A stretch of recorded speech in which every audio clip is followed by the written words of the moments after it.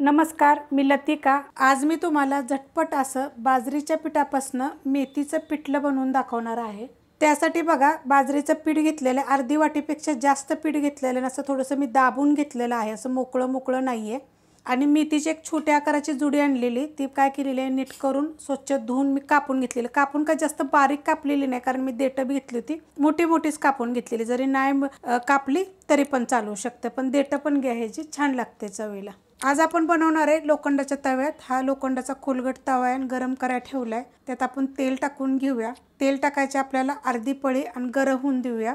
तेल गरम झालेलं आहे, त्याच्यामध्ये छोटा एक चमचा टाकायची मोहरी। मोहरी चांगली भाजून घेऊया। मोहरी चांगली भाजली गेलेली आहे, त्यात टाकायचं एक चमचा जिरं। जिरं थोडं तडतडलं की त्यात टाकायची थोडीशी हिंग पावडर आणि एक मोठ्या आकाराचा कांदा बघा, असा मोठा मोठा कापून घेतला। जास्त बारीक पण नाही आणि जास्त मोठा पण नाही।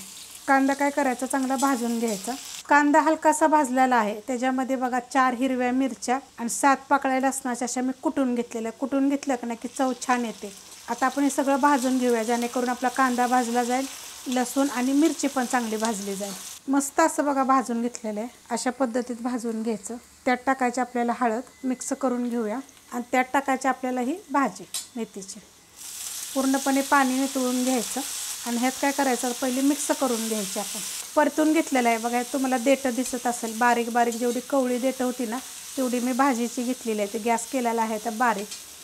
त्यात टाकायचे आपल्याला ही बाजरीचं पीठ। त्यात टाकायचे आपल्याला 1 चमचा फक्त बेसन पीठ, त्याच्यापेक्षा जास्त टाकायचं नाही। चमचा तुम्हाला मी दाखवते, ह्या चमच्याच्या मापाने 1 चमचा बेसन पीठ टाकलेलं आहे। पहिले हे आता मिक्स करून घेऊया आपण। बारीक गॅसवर मिक्स करायचं, बारीक गॅसवर फक्त बघा मी मिक्स करून घेतलेलं आहे। गाठी वगैरे काही होत नाही। पीठ टाकल्यानंतर एकदम बारीक गॅस करायचा। हा मोठा बर्नेलचा गॅस आहे, एकदम मी बारीक केलेला आहे। आता ह्याच्यात टाकायचं आपल्याला चवीनुसार मीठ। मिक्स करून घेऊया। ह्याच्यामध्ये तुम्हाला पाहिजे तर मुठभर कोथिंबीर पण टाकू शकता बरं का, छान लागेल चवीला।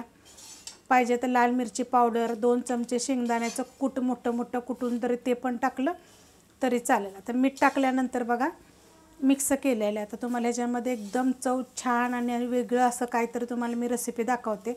आणि ह्यात आपण अशी एक गोष्ट टाकणार आहे की ते अजून तुम्हाला चवीला छान लागेल बघा। आणि तुम्ही कधी बाजरीचं पिठलं बनवून खाल्ले का ते पण मला कमेंट करून सांगा। तर हे एक पेला आहे आणि त्याच्यामध्ये बघा पेला भरून मी ताक घेतलेलं आहे बघा। हे ताक टाकायचं आपल्याला आणि ताक चांगलं मिक्स करून घ्यायचं पटपट। ताक टाकल्यानंतर बघा मी मिक्स करून घेतलेलं आहे, तेवढं पातळ होतं बघा, बिलकुल एकसुद्धा गाठ झालेली नाही आहे। त्यासाठी पहिलं पीठ चांगलं मेथीच्या भाजीमध्ये परतून घ्यायचं 2 मिनटं मीडियम गॅसवरच सगळं। आणि नंतर आपल्याला ताक वतायच्या अगोदर हे गॅस बारीक करायचा आहे। आणि एकदम मेथीची भाजी बारीक कापली तरी चालेल, मी बारीक नाही कापलेली, अशी थोडी मोठी मोठीच ठेवलेली आहे। गॅस बंद म्हणजे बारीकच आहे, बंद नाही केलेला। त्याच्यावर ठेवायचे आपल्याला झाकण, पॅक एकदम झाकण ठेवायचं। आणि बारीकच गॅसवर 2 ते 3 मिनटं झाकण ठेवूया। बारीक गॅसवर बघा 2 ते 3 मिनटं मी झाकण ठेवलं होतं। मिक्स करून घेऊया। खाली वगैरे लागत नाही। आता हा लोखंडाचा तवा आहे बघा, मस्त असं होतं। हलवून घेऊया। आता तुम्हाला हे जर फडफडीत पाहिजे असेल का नाही तर गॅस मिडियम करायचा आणि एक 2 ते 3 मिनटं परतायचं, एकदम छान असं होतं। आणि जर तुम्हाला अशाच पद्धतीत जर पाहिजे असेल ना तर गरम गरम ज्वारीची भाकरी, बाजरीची भाकरी ह्याच्याबरोबर तुम्ही खाऊ शकता।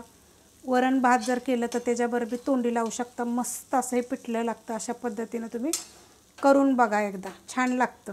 सुट्टं पाहिजे तर असं ठेवायचं, गॅस थोडासा फास्ट करायचा किंवा मीडियम करायचं आणि हलवायचं बघा, एक नंबर होतं बघा अशा पद्धतीने। आणि चवीला तर आपला तू लागतं। रेसिपी आवडली तर लाईक करा, सबस्क्राईब करा, कमेंट करा आणि शेअर बी करा।